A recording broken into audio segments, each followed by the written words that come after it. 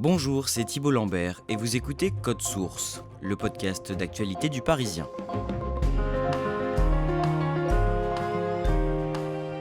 Au mois de décembre 2020, Code Source donnait la parole à Amélie, une mère de famille de 43 ans qui, 8 mois après avoir contracté le Covid-19, n'était toujours pas guérie. À cette époque, on commençait à mettre un nom sur ces symptômes qui s'éternisent, le Covid long.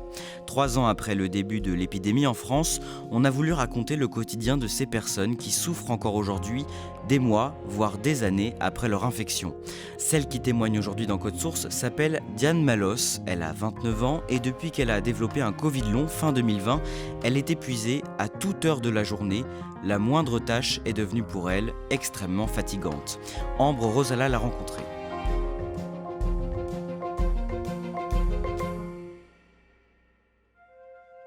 Diane Malos habite dans un village d'environ 5000 habitants à l'ouest de Lyon, dans le département du Rhône.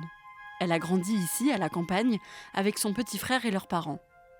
Quand elle a 18 ans, elle emménage à Lyon pour intégrer Sciences Po, puis à Paris 3 ans plus tard, quand elle est admise au centre de formation des journalistes. Après son master, elle rentre chez elle près de Lyon pour le travail, mais aussi parce que la nature lui manque beaucoup. Moi, j'avais l'habitude des promenades en forêt le week-end. Je faisais des randos en montagne, je faisais du ski. Moi, j'adorais ça.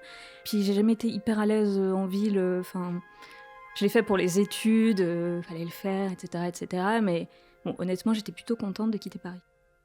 Après plusieurs CDD pour le journal local Le Progrès à Lyon, elle est finalement embauchée en CDI en 2019.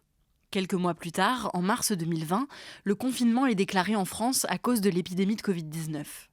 Diane, qui a 27 ans, est confinée et travaille depuis chez elle, où elle couvre l'actualité liée à l'épidémie dans la région lyonnaise. C'était assez anxiogène, je trouve. Pourtant, techniquement, on était tous en télétravail, donc il y avait moins de trajets, il y a beaucoup de choses qui se passaient à distance et tout. Mais les histoires étaient dures. Enfin, moi, je me souviens que je traitais beaucoup les sujets des EHPAD. Quand il y a un truc qui m'intéresse, j'ai un peu du mal à m'arrêter et à mettre des barrières. Donc moi, j'ai terminé des doubles pages à minuit 30, enfin des trucs comme ça. Et ouais, ça a bouffé un peu, je trouve. Mais c'était hyper intéressant. Au début du mois de décembre 2020, Diane attrape le Covid-19. Je dîne avec mon frère qui avait le Covid à ce moment-là, mais qui n'avait pas encore de symptômes. Et quelques jours après, il m'appelle, bon, je suis positif et tout. Donc l'assurance maladie m'appelle, donc je vais faire un test, quoi. Parce que, en plus, je commençais à avoir le nez bouché. Donc je fais un test et je suis positive. Et je crois que c'était le 7 décembre 2020. J'ai le nez bouché, j'ai mal à la gorge, je tousse pas. J'ai une petite fièvre, genre j'ai 38, quoi. 38 et demi. Covid plutôt léger. Et je perds le goût et l'odorat. Mon médecin est plutôt rassurant. Mon médecin traitant me dit, parce qu'il veut quand même me voir en consultation pour vérifier l'oxygène. Donc je vais en consultation et il me dit, perte de goût et d'odorat, c'est classique, vous faites une forme un peu spéciale jeune. Dans une semaine, c'est terminé, quoi. Et donc oui, non, j'étais pas spécialement inquiète, en fait. Au bout d'une semaine, Diane n'a plus de fièvre ni le nez qui coule, et elle retrouve le goût et l'odorat. Mais elle commence à ressentir des épisodes d'extrême faiblesse. Elle est très fatiguée de manière répétée, mais ça finit toujours par passer. 2 semaines après le Covid, j'ai recommencé les randos en montagne, j'ai recommencé à travailler et tout, à fond, quoi, comme si j'étais normale.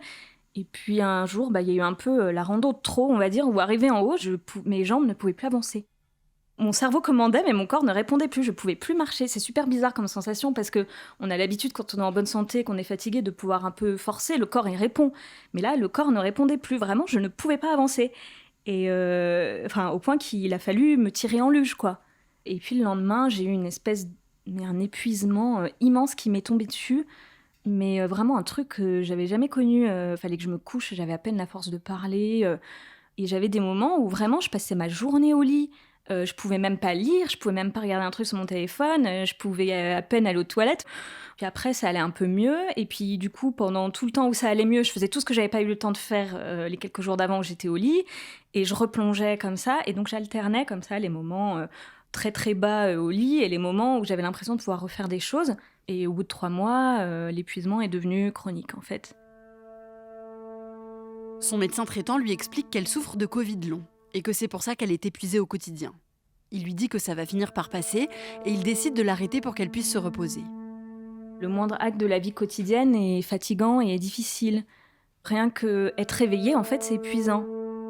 Je me lève le matin, je prends mon petit déjeuner, je peux faire un peu de lecture, je suis déjà fatiguée, il faut déjà que je me repose.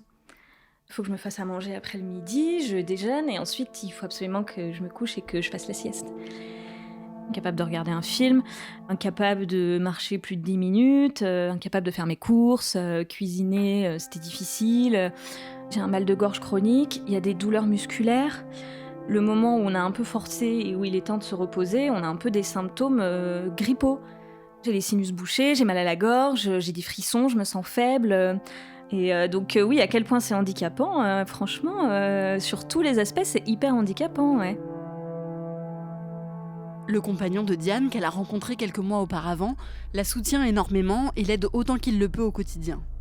Si Diane fait un effort trop important pour elle, même si cela paraît anodin pour quelqu'un en bonne santé, elle risque de faire ce qu'on appelle un malaise post-effort. Elle ne perd pas connaissance, mais elle ressent une fatigue extrême pendant plusieurs jours après cet effort trop important. C'est une sensation en fait de fin de vie, c'est-à-dire que pendant 3 jours, je suis incapable de sortir de mon lit, enfin je me tiens au mur pour aller aux toilettes quand même, j'ai du mal à parler, je sors pas de mon lit, je suis complètement épuisée, je peux rien faire, je peux pas lire, j'attends que ça passe. Et franchement, c'est des moments où on a l'impression qu'on va mourir, enfin on a l'impression d'être en fin de vie. Moi, les premiers mois, je demandais à mon médecin, je lui disais mais je peux mourir là ? Enfin, est-ce que je vais mourir d'épuisement ?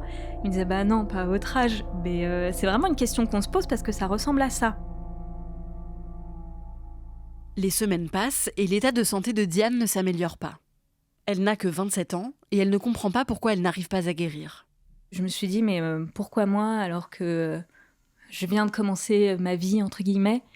Je venais de rencontrer mon compagnon, enfin on était ensemble depuis 3 mois.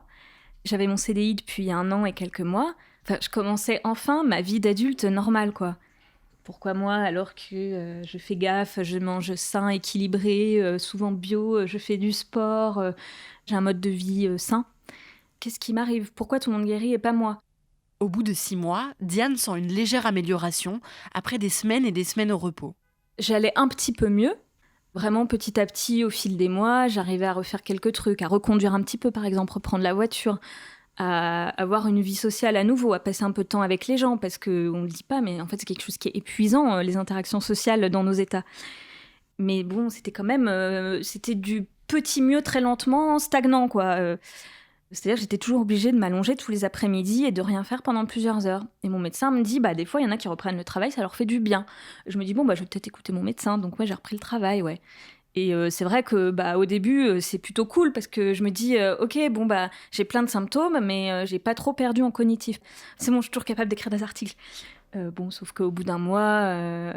Après un épisode stressant où j'ai dû faire une intervention télé, j'ai travaillé très tard et tout, et 3 jours après j'étais au lit et je pouvais plus me lever. Et au début je voulais pas trop perdre la face, donc on m'a posé des jours de congé. Puis j'ai repris, mais j'y arrivais pas, donc j'ai dit faut m'arrêter encore, là je peux pas. Diane est à nouveau en arrêt maladie. Son médecin traitant part à la retraite et elle en trouve un nouveau.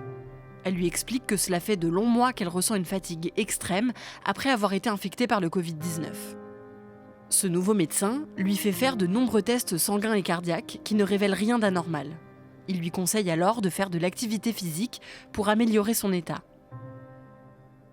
Mon médecin traitant, j'avais beau lui raconter les malaises post-effort que je faisais, et il me disait « Mais vous faites bien du sport, vous prévoyez des séances de course ?»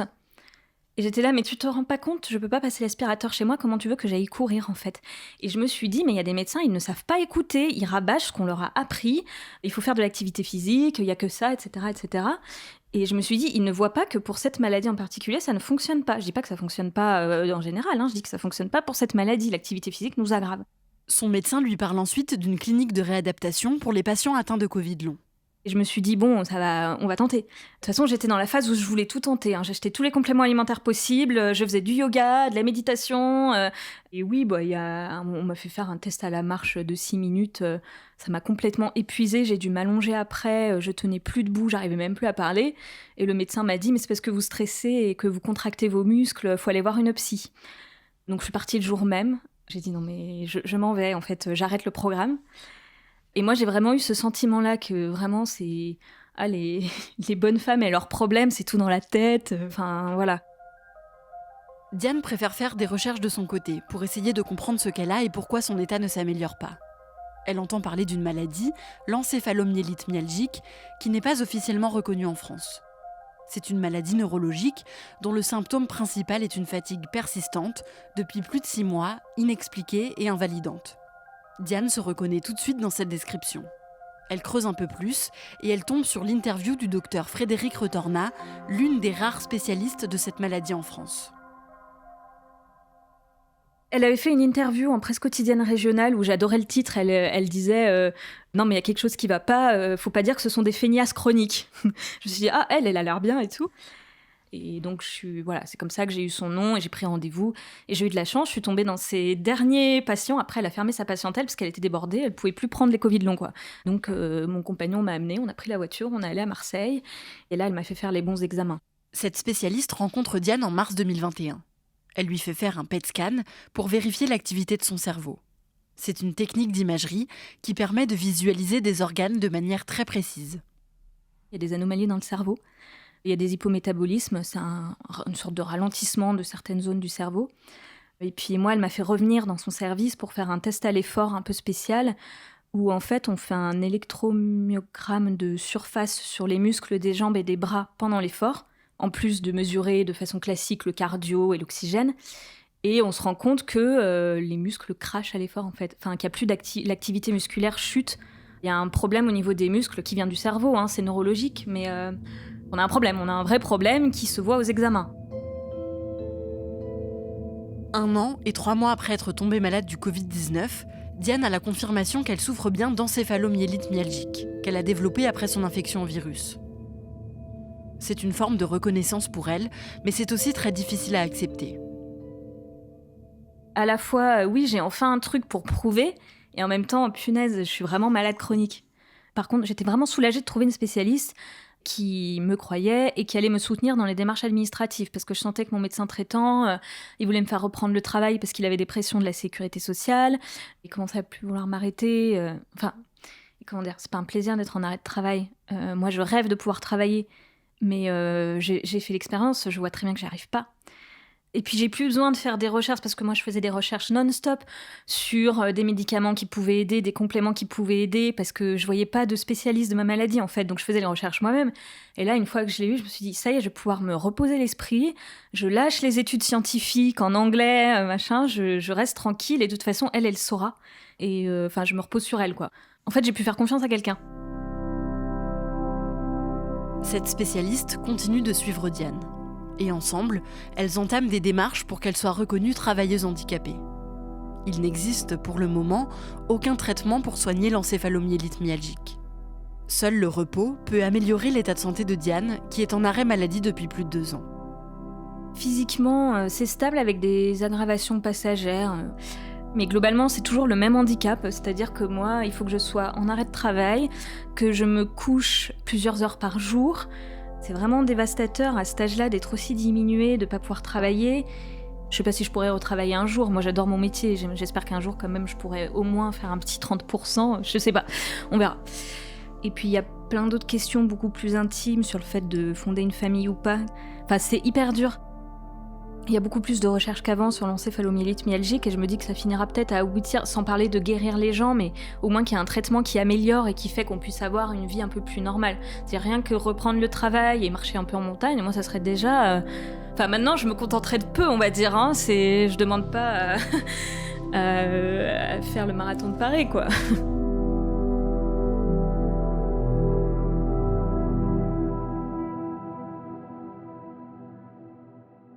Merci à Diane et merci à Ambre Rosala pour ce témoignage. Et pour faire un point sur le Covid long, je suis maintenant avec Nicolas Béraud, journaliste au service futur du Parisien. Vous couvrez l'actualité du Covid-19 depuis le début de la pandémie.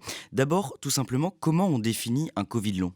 Alors, il y a une définition qui est celle de l'Organisation mondiale de la santé, qui est un petit peu reconnue de façon universelle. Le Covid long, selon cette définition, ce sont des symptômes persistants qui apparaissent dans les 3 mois qui suivent une infection et qui durent pendant au moins 2 mois.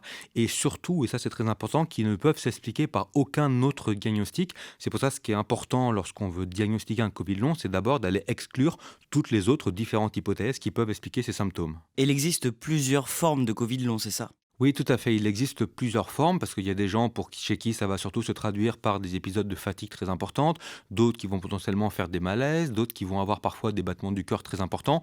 Il y a effectivement différents symptômes. Il y a des dizaines de symptômes qui sont listés comme pouvant appartenir à cette catégorie Covid long. On sait combien de personnes sont concernées par cette maladie en France? Non, on ne sait pas. Alors, il y avait une estimation qui avait été faite l'été dernier par Santé publique France de 2 millions de personnes qui se diraient affectées par un Covid long en France, mais c'est une estimation à prendre avec énormément de prudence. D'abord parce c'est une extrapolation à partir d'une étude sur un petit nombre de volontaires, donc il faut être très prudent. Grosso modo, les études donnent des résultats assez variables parce que ça va de 1% à parfois 30-50% des patients ayant été infectés qui auront par la suite un Covid long.